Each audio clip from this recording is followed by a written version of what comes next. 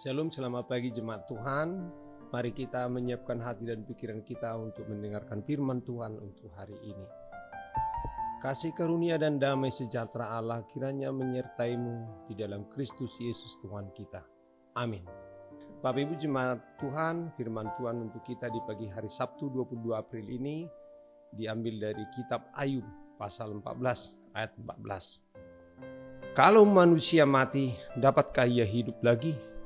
Maka aku akan menaruh harap selama hari-hari pergumulanku sampai tiba giliranku. Saudara jemaat Tuhan, adakah kehidupan setelah kematian?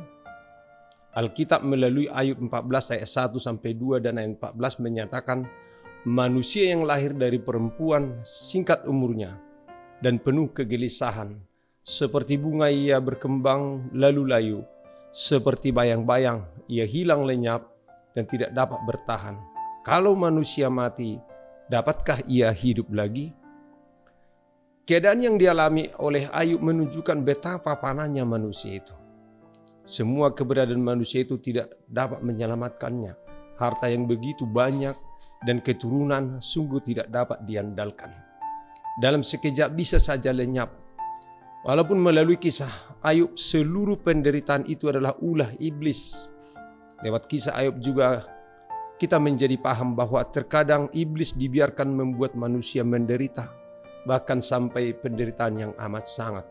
Namun satu hal yang Tuhan tahu, bahwa kemampuan kita dan tahu betul bahwa manusia itu sanggup menanggung itu. Dan itu dapat kita lihat dari perjalanan hidup Ayub. Saudara jemaat Tuhan, bahkan Tuhan menantang iblis itu. Karena Tuhan tahu Ayub sanggup menghadapi itu dari iman Ayub yang bukan tergantung oleh karena harta dan keturunan bahkan kesehatan fisik yang Tuhan berikan kepadanya. Hatinya begitu tulus mengimani Tuhan dan memiliki jiwa yang bersyukur. Bahkan ia membuat kesaksian, Tuhan yang memberi, Tuhan yang mengambil, terpujilah nama Tuhan. Dalam kesemuanya itu Ayub tidak berbuat dosa dan tidak menuduh Allah berbuat yang kurang patut. Dapat kita baca dalam Ayub 1 ayat 21 sampai 22. Saudara jemaat Tuhan, dalam penderitaan yang amat sangat itu Ayub yakin akan kuasa Tuhan, bahwa Tuhanlah penebusnya. Mengenai Allah sebagai penebus yang dalam bahasa aslinya disebut Goel, istilah dari hukum Ibrani ini kerap kali dipakai sehubungan dengan Allah, penyelamat umatnya dan yang membalas kelaliman yang ditimpakan kepada orang lemah. Para rabi Yahudi juga menyebut Mesias sebagai penebus. Ayub dicaci maki, dinyatakan bersalah oleh sahabat-sahabatnya sendiri. Maka ia mengharapkan seorang penebus dan pembalas atau pembela yang tidak lain kiranya kecuali Allah sendiri yang akan membela Ayub dan memperdamaikan dengan Allah. Namun demikian habis lenyap kebahagiaan Ayub menurut keyakinannya sendiri dan tinggal ajalnya.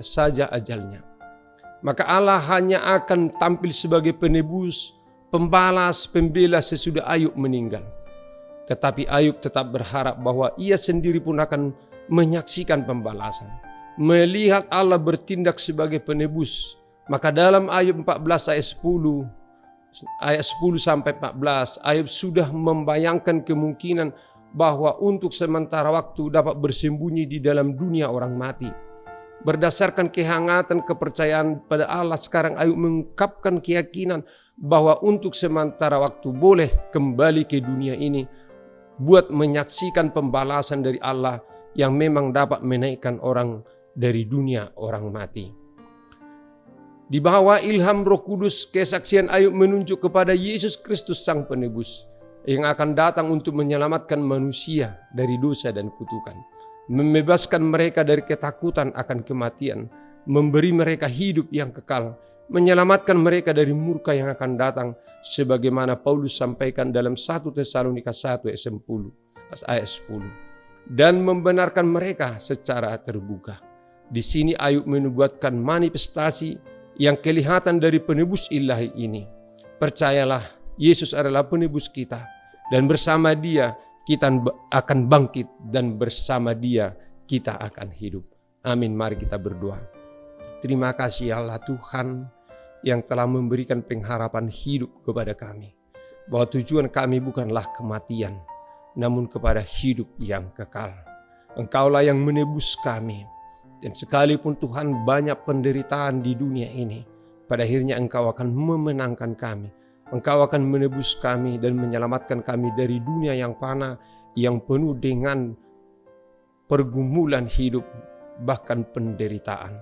Ya Tuhan, tolong kami untuk mampu menjalani hari-hari kami yang penuh dengan penderitaan dan ujian iman. Kiranya kami dimampukan melalui semuanya tanpa kehilangan iman dan kepercayaan kami kepadamu. Tolong dan selamatkan kami Tuhan, dan biarlah Engkau serta dalam setiap perjalanan hidup kami. Dalam Kristus Yesus Tuhan Juru Selamat kami hidup. Amin. Anugerah Tuhan kita Yesus Kristus, kasih setia Allah Bapa, dan persekutuan Roh Kudus kiranya menyertai kamu sekalian. Amin. Selamat pagi jemaat Tuhan. Tuhan menyertai perjalanan hidup kita dan memberkati pekerjaan kita apapun hari ini. Shalom, Tuhan memberkati. Horas.